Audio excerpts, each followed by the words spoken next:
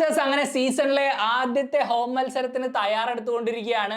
ആദ്യ മാച്ചിൽ നിരാശയായിരുന്നെങ്കിലും ഇനി അങ്ങോട്ടുള്ള മത്സരങ്ങളിൽ എന്തെങ്കിലുമൊക്കെ ഇമ്പ്രൂവ്മെന്റ് ഉണ്ടാവുക എന്നുള്ള ശുഭ പ്രതീക്ഷയായിട്ടായിരിക്കും ഓരോ ആരാധകനും ഞായറാഴ്ച ആ സ്റ്റേഡിയത്തിൽ പോകാൻ പോകുന്നത്.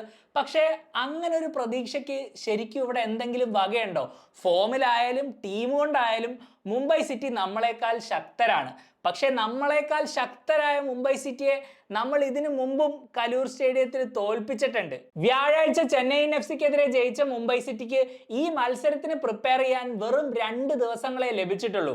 നമ്മൾക്കാണെങ്കിലോ സീസണിന്റെ ആദ്യ മത്സരത്തിൽ മോഹൻ ബഗാനോട് തോറ്റതിന് ശേഷം ഒരാഴ്ചത്തെ നീണ്ട റെസ്റ്റും പ്രിപ്പറേഷനും കഴിഞ്ഞിട്ടാണ് നമ്മൾ കലൂര് കളിക്കാൻ ഇറങ്ങാൻ പോകുന്നത്. അത് മാത്രമല്ല, മുംബൈ സിറ്റിക്ക് ഹോർഹെ ഓർട്ടീസിനേറ്റ ആ ഒരു പരിക്ക് അതും ഒരു വലിയ ആശങ്ക തന്നെയാണ്. പക്ഷെ ഈ കാര്യങ്ങൾ കൊണ്ട് മാത്രം നമുക്ക് ഈ മത്സരം ജയിക്കാനാവില്ല. പിന്നെ നമ്മൾ എന്ത് ചെയ്യണം? അതാണ് ഈ വീഡിയോയിൽ നമ്മൾ ഡിസ്കസ് ചെയ്യാൻ പോകുന്നത്. മുംബൈ സിറ്റിയെ തോൽപ്പിക്കാൻ കേരള ബ്ലാസ്റ്റേഴ്സ് ചെയ്യേണ്ട 5 കാര്യങ്ങൾ. അപ്പൊ തുടങ്ങിയാലോ? ഈ മത്സരത്തിന്റെ ആദ്യ മിനിറ്റ് തൊട്ട് നമ്മുടെ ഇന്റന്റ് ഭയങ്കര ക്രൂഷ്യലായിരിക്കും. മോഹൻ ബഗാനെതിരെ നമുക്കറിയാം, നമ്മൾ 10 പേരെ ബോളിന്റെ പിന്നിൽ നിർത്തി വളരെ കംഫർട്ടബിൾ ആയിട്ട് പൊസഷൻ കൺസീഡ് ചെയ്താണ് കളിച്ചത്. പക്ഷെ ആ ഒരു അപ്രോച്ച് ഈ ഒരു മത്സരത്തിൽ എടുക്കാൻ ഒരു എക്സ്ക്യൂസും ഇല്ല. കാരണം ഒന്ന്, നമ്മുടെ പ്ലേയേഴ്സ് അവരെക്കാളും ഫ്രഷ് ആണ്, ആ എനർജി നമ്മൾ യൂസ് ചെയ്യണം. 2, മുംബൈ സിറ്റിക്കെതിരെ ഇതുപോലൊരു ഡിഫെൻസീവ് അപ്രോച്ച് സൂപ്പർ കപ്പിൽ എടുത്തതിന്റെ ക്ഷീണം ഇതുവരെ മാറിയിട്ടില്ല. 3, ഇത് നമ്മുടെ സ്റ്റേഡിയം ആണ്. അവിടെ കളി കാണാൻ വരുന്ന ഓരോ ആരാധകനും അറ്റ് ദ വെരി ലീസ്റ്റ് നമ്മുടെ ടീമിൽ നിന്ന് എനർജിയും ഇന്റന്റും ഒക്കെ എക്സ്പെക്ട് ചെയ്യും. മിനിമം കൊടുക്കാൻ പറ്റുന്ന ഒരു സംഭവം അതാണ്. അതുകൊണ്ട് തന്നെ ഒരുമാതിരി ആൾക്കാരെ എല്ലാവരെയും ബോളിന്റെ പിന്നിൽ നിർത്തി ഡിഫെൻസീവ് ഗെയിം കളിക്കരുത്. ഞാൻ പറഞ്ഞു വരുന്നത്, ഡേവിഡ് കാറ്റല മുംബൈ സിറ്റിക്കെതിരെ ഒരു ഹൈ പ്രസ് ഉപയോഗിക്കണമെന്നാണ്. മുംബൈ സിറ്റിയുടെ ആ ഒരു ഡിഫെൻസീവ് ലൈൻ അവർ ഒരുപാട് മത്സരങ്ങൾ ഒരുമിച്ച് കളിച്ച ഒരു യൂണിറ്റ് അല്ല. മാത്രമല്ല, ടിറി മെഹ്താബ് എന്നീ 2 സ്ട്രോങ് ഡിഫൻഡേഴ്സിനെ അവർക്ക് ഓൾറെഡി നഷ്ടമായി കഴിഞ്ഞു. ന്യൂറോ റേസ് ആയിക്കോട്ടെ, സാഹിൽ പൻവർ ആയിക്കോട്ടെ, പ്രസ്സിനെ ബീറ്റ് ചെയ്ത് ബോൾ പ്രോഗ്രസ് ചെയ്യാൻ കഴിവുള്ള സെന്റർ ബാക്കുകളാണെന്ന് ഇനിയും തെളിയിക്കേണ്ടിയിരിക്കുന്നു. അവിടെയാണ് നമ്മുടെ ഓപ്പർച്യൂണിറ്റി. കളിയുടെ തുടക്കത്തിൽ തന്നെ മുംബൈ സിറ്റിയുടെ ഡിഫൻസിനെ സെറ്റിലാവാൻ അനുവദിക്കാതിരിക്കുക. അവർക്ക് ബോൾ യോണി കൗക്കോയിലേക്കും ബ്രാൻഡനിലേക്കും ഒക്കെ എത്തിക്കാനുള്ള ആ പാസിംഗ് ലൈനുകൾ നമ്മൾ ബ്ലോക്ക് ചെയ്യുക. അതുപോലെ തന്നെ ഒരുപാട് സമയം ബോളിൽ നൽകാതിരിക്കുക. അങ്ങനെ നമ്മൾ ചെയ്യുകയാണെങ്കിൽ അവരിൽ നിന്ന് മിസ്റ്റേക്കുകൾ വരാനുള്ള ചാൻസ് കൂടുതലാണ്. ആ മിസ്റ്റേക്ക് മുതലെടുക്കാനായാൽ നമുക്ക് തീർച്ചയായിട്ടും ഒരു ചാൻസ് ഉണ്ട്. ഞാൻ പറഞ്ഞ പോലെ ഒരു അവസരം നമ്മൾ ക്രിയേറ്റ് ചെയ്യുകയാണെങ്കിൽ ആര് ഗോൾ അടിക്കും എന്നുള്ളൊരു ചോദ്യം നിലനിൽക്കുന്നുണ്ടല്ലേ. കഴിഞ്ഞ മത്സരത്തിൽ ബ്ലാസ്റ്റേഴ്സ് എന്തെങ്കിലുമൊക്കെ ചെയ്യുമെന്ന് പ്രതീക്ഷ വന്നത് കെവിൻ യോക്ക് കളിയിലേക്ക് വന്നതുകൊണ്ടാണ്. അതുകൊണ്ട് തന്നെ കെവിൻ യോക്ക് ഈ മത്സരത്തിൽ നമ്മുടെ ലൈനപ്പിൽ ഉണ്ടായിരിക്കണം. യോക്ക് ഇല്ലാത്ത ഒരു സ്റ്റാർട്ടിംഗ് ലൈനപ്പിനെ കുറിച്ച് ആലോചിക്കാൻ പോലും വയ്യ. കഴിഞ്ഞ മത്സരത്തിൽ വെറും 33 മിനിറ്റ് മാത്രം കളിച്ച ഒരു പ്ലെയറിനെ കുറിച്ച് ഞാൻ ഇങ്ങനെ പറയണമെങ്കിൽ നമ്മുടെ അവസ്ഥ ഒന്ന് ആലോചിച്ച് നോക്കണേ. എന്തായാലും യോക്കിനെ പിടിച്ചു കെട്ടി വെക്കേണ്ട ഒരു ആവശ്യമില്ല, അങ്ങോട്ട് അഴിച്ചു വിടണം. ബാക്കി വരുന്നിടത്ത് വെച്ച് കാണാന്നേ. പിന്നെ യോക്കിനെ സംബന്ധിച്ചിടത്തോളം കഴിഞ്ഞ കളി ബെഞ്ചിൽ നിന്നിറങ്ങി ഇമ്പാക്റ്റ് ഉണ്ടാക്കിയതുകൊണ്ട് ഈ മത്സരത്തിൽ തകർക്കണമെന്നൊന്നുമില്ല. അറിയാലോ, വാൽപൂയാണ് ആ വിങ്ങിൽ മുംബൈ സിറ്റിക്ക് കളിക്കുന്നത്. അതുകൊണ്ട് തന്നെ യോക്ക് ഓൺ ദ ബോൾ ആയാലും ഓഫ് ദ ബോൾ ആയാലും നല്ലോണം വർക്ക് ചെയ്താൽ മാത്രമേ എന്തെങ്കിലും രക്ഷയുള്ളൂ. എന്തായാലും യോക്കും വാൽപൂയും തമ്മിലുള്ള ആ ഒരു 1-on-1 ബാറ്റിൽ തീർച്ചയായിട്ടും എക്സൈറ്റിംഗ് ആയിരിക്കും എന്നുള്ളതിൽ ഒരു സംശയവുമില്ല. അതിൽ നമുക്ക് ഡോമിനേറ്റ് ചെയ്യാനായാൽ ഒരു ഗോൾ കണ്ടെത്താനുള്ള എല്ലാ സാധ്യതയുണ്ട്. ഇനി എനിക്ക് കാണാൻ ഒട്ടും എക്സൈറ്റ്മെന്റ് ഇല്ലാത്തൊരു ബാറ്റിലിനെ കുറിച്ച് പറയാം. അത് ശരിക്കും പേടി കൊണ്ടാണ് കേട്ടോ. യോണി കൗക്കോനെ നമ്മുടെ ടീമിലെ ആര് പിടിച്ചു കെട്ടും എന്നുള്ള പേടി. ചെന്നൈയിൻ എഫ്.സിക്കെതിരെയുള്ള മത്സരത്തിൽ കൗക്കോന്റെ പെർഫോമൻസിനെ കുറിച്ച് ഞാൻ ഡീറ്റെയിൽ ആയിട്ട് സംസാരിച്ചിരുന്നു. ആ വീഡിയോ നിങ്ങൾ കണ്ടിട്ടില്ലെങ്കിൽ ഇവിടെ ഞാൻ ലിങ്ക് ചെയ്യാം, ചെക്കൗട്ട് ചെയ്യാം. എന്തായാലും ആ ഒരു പെർഫോമൻസിന് ശേഷം എനിക്ക് ഒരു കാര്യം മനസ്സിലായി. മോഹൻ ബഗാനെതിരെ നമ്മൾ ഇറക്കിയ മിഡ്ഫീൽഡിനെ ഈ ഒരു മത്സരത്തിൽ ഇറക്കുകയാണെങ്കിൽ എന്തായാലും പണി കിട്ടും. സത്യം പറഞ്ഞാൽ ആ മിഡ്ഫീൽഡ് അല്ലാണ്ട് പിന്നെ വേറെ ഏത് മിഡ്ഫീൽഡ് കളിക്കാനാണല്ലേ? അതാണ് അവസ്ഥ. നമുക്കറിയാം, കൗക്കുമായിട്ട് ഫിസിക്കലി മുട്ടി നിൽക്കാൻ എന്തെങ്കിലും എബിലിറ്റി ഉള്ള ഒരു പ്ലെയർ റൗളിനായിരുന്നു. പക്ഷെ റൗളിൻ പഴയ റൗളിനല്ല, അത് നമുക്ക് വളരെ വ്യക്തമായിട്ട് മനസ്സിലായി. എബിൻ ദാസ് കേരള ബ്ലാസ്റ്റേഴ്സിലെ ഏറ്റവും ടാലന്റഡ് ആയിട്ടുള്ള പൊട്ടൻഷ്യൽ ഉള്ള യുവതാരങ്ങളിൽ ഒരാളാണ്. പക്ഷെ രണ്ടാമത്തെ മത്സരത്തിൽ തന്നെ കൗക്കോനെ പോലെ ഒരു പ്ലെയറിനെ പിടിച്ചു കെട്ടാനുള്ള ഡ്യൂട്ടി ആരും തന്നെ എബിന് കൊടുക്കാൻ ചാൻസ് ഇല്ല. പിന്നെ ദാനിഷ് ആയിക്കോട്ടെ, വിപിൻ ആയിക്കോട്ടെ, ഫ്രെഡി ആയിക്കോട്ടെ, ഇവരാരും തന്നെ ആ ദൗത്യം ഒറ്റയ്ക്ക് ഏറ്റെടുത്ത് നിറവേറ്റാനൊന്നും പോകുന്നില്ല. അപ്പൊ പിന്നെ ബാക്കിയുള്ള 1% പ്രതീക്ഷ മറ്റേസ് ഹെർണാണ്ടസിലാണ്. പരിക്ക് മാറി ലൈനപ്പിലേക്ക് വരാനായാൽ നല്ലൊരു പെർഫോമൻസ് നൽകാനായാൽ ഒരു പക്ഷേ കൗക്കോയ്ക്ക് നല്ലൊരു ഫൈറ്റ് നൽകാനാവും എന്ന് നമുക്ക് പ്രാർത്ഥിക്കാം, പ്രതീക്ഷിക്കാം. അല്ലാണ്ട് എന്ത് ചെയ്യാൻ?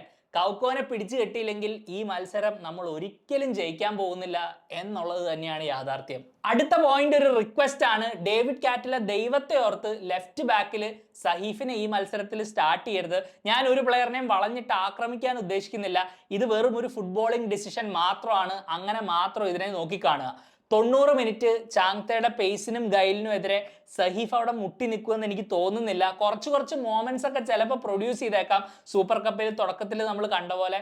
പക്ഷേ അവസാനം എത്തുമ്പോഴത്തേക്കും അവിടെ എന്തെങ്കിലും ഒരു പ്രശ്നം സംഭവിക്കാനുള്ള എല്ലാ സാധ്യതയുണ്ട്. ഈ വൈഡ് ഏരിയാസ് ഒക്കെ നല്ലോണം ഉപയോഗിക്കുന്ന ഒരു ടീമാണ് മുംബൈ സിറ്റി.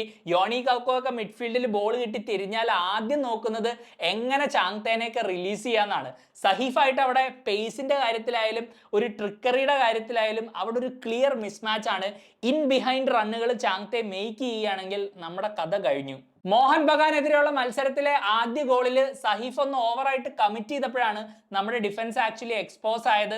ചാങ്തയ്ക്കെതിരെയും അത് സംഭവിക്കാനുള്ള എല്ലാ സാധ്യതയും ഞാൻ കാണുന്നുണ്ട്. അങ്ങനെ സംഭവിക്കുകയാണെങ്കിൽ രണ്ട് കാര്യങ്ങൾക്കുള്ള പോസിബിലിറ്റി ഉണ്ട്. ഒന്നില്ലെങ്കിൽ ആ ഒരു മിസ്റ്റേക്ക് കവർ ചെയ്യാൻ സഹീഫ് ചാങ്തേനെ ഫൗൾ ചെയ്യും, അല്ലെങ്കിൽ ചാങ്തെ ആ ഒരു റണ്ണ് മേക്ക് ചെയ്ത് ഒന്നില്ലെങ്കിൽ ഷോട്ട് അടിക്കും, അല്ലെങ്കിൽ പെരേര ഡിയാസിന് ബോൾ ഫീഡ് ചെയ്യും. ഇതിൽ എന്ത് സംഭവിച്ചാലും അത് നമുക്ക് ഒരു ഗുണവും ചെയ്യാൻ പോകുന്നില്ല.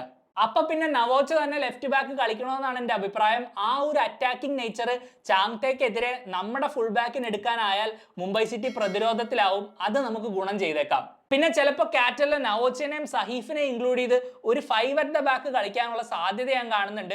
അങ്ങനെ പക്ഷെ നമ്മൾ ഒരിക്കലും ചെയ്യരുത്. അതൊരു ഡിഫെൻസീവ് അപ്രോച്ച് ആണ്. അങ്ങനെ കളിച്ചാൽ ഈ മത്സരം എന്തായാലും ജയിക്കാൻ പോകുന്നില്ല. മാക്സിമം ഒരു ഡ്രോ ആണ് പ്രതീക്ഷ. പക്ഷെ വീണ്ടും ഒരു ഡ്രോയ്ക്ക് വേണ്ടി കളിക്കേണ്ട ഒരു ആവശ്യകത ഇവിടെ ഇല്ല. അപ്പൊ പിന്നെ നവോച്ച തന്നെ ശരണം. ആൻഡ് ഫൈനലി ഇതിനെക്കുറിച്ച് നിങ്ങൾ ആരെയും ഞാൻ പ്രത്യേകിച്ച് ഓർമ്മപ്പെടുത്തേണ്ട ഒരു കാര്യമില്ല. ഹോർഹെ പെരേര ഡിയാസ് അഥവാ നമ്മുടെ അന്തകൻ. ഡിയാസ് നമുക്ക് എല്ലാവർക്കും ഒരു പേടി സ്വപ്നം തന്നെയാണ്. പക്ഷെ ഇവൻ ആരാണെന്നും ഇവന്റെ റെപ്യൂട്ടേഷൻ എന്താണെന്നും അറിയാത്ത നമ്മുടെ ഒമാർ ബാ അല്ലെങ്കിൽ നമ്മുടെ സ്വന്തം ഒമാർ ബായി ആണ് ഈ മത്സരത്തിൽ ഡിയാസിനെ നേരിടാൻ പോകുന്നത്. ആൻഡ് അത് ഏത് രീതിയിലും പോവാം. ഒരുപക്ഷെ ഡിയാസിന്റെ ചരിത്രം അറിയാതെ അവനെ നേരിടുന്ന ഒമാർ ബായ്ക്ക് അതൊരു അഡ്വാൻറ്റേജ് ആയേക്കാം. കാരണം ആവശ്യമില്ലാത്തൊരു പേടിയോ ഒരു റെസ്പെക്റ്റോ ഒന്നും അവിടെ വേണ്ടല്ലോ. അല്ലെങ്കിൽ പിന്നെ നമ്മൾ എല്ലാവരും ഡിയാസിനെ കുറിച്ച് മനസ്സിലാക്കിയതുപോലെ തന്നെ ഒമാർ ബായും മനസ്സിലാക്കും. ഡിയാസ് ഗോൾ അടിച്ചില്ലെങ്കിലും ഡിഫൻഡർമാരെ ഫ്രസ്ട്രേറ്റ് ചെയ്യുന്ന സബ്ജക്റ്റിൽ PhD എടുത്ത മുതലാണ്. ഫൗളുകളായിക്കോട്ടെ, ഡ്രാമ ആയിക്കോട്ടെ, അങ്ങനെ എന്തൊക്കെ കാണിച്ചിട്ടായാലും എതിരാളികൾക്കെതിരെ എന്തൊക്കെ അഡ്വാൻറ്റേജ് എടുക്കാൻ പറ്റുമോ അതൊക്കെ ഡിയാസ് എടുക്കും. അങ്ങനെ ഒരു അഡ്വാൻറ്റേജ് ഉണ്ടാക്കി എടുത്താൽ പിന്നെ കാര്യങ്ങൾ എളുപ്പമാക്കാനുള്ള ക്വാളിറ്റിയും ഈ പ്ലെയറിലുണ്ട്. നമ്മുടെ ഒമാർ എത്രയും പെട്ടെന്ന് അത് മനസ്സിലാക്കുന്നോ അത്രയും നല്ലത്. അല്ലാണ്ട് ഡിയാസിന്റെ നാടകം കണ്ടുകൊണ്ടിരുന്നാൽ അരങ്ങവൻ വാഴുന്നതും കാണേണ്ടി വരും. അതൊന്നും മൈൻഡ് ചെയ്യാണ്ട് ഡിസ്ട്രാക്ട് ആവാണ്ട് കളിച്ചാലേ ഒമാറിന് ഈ ബാറ്റിൽ വിൻ ചെയ്യാൻ പറ്റൂ. അതുകൊണ്ട് തന്നെ നമ്മുടെ കോച്ചും പ്ലേയേഴ്സും ഒക്കെ ഡിയാസിനെ കുറിച്ച് ഒരു ഡീറ്റെയിൽഡ് ക്ലാസ് ഒമാർ ബായിക്ക് എടുത്തിട്ടേ അദ്ദേഹത്തിനെ കളിക്കാൻ ഇറക്കാൻ പാടുള്ളൂ. ഇല്ലെങ്കിൽ ഔട്ട് ഓഫ് സിലബസ് വന്ന ക്വസ്റ്റ്യൻ പോലെ ഡിയാസ് നമ്മളെ വീണ്ടും കുഴപ്പിക്കും.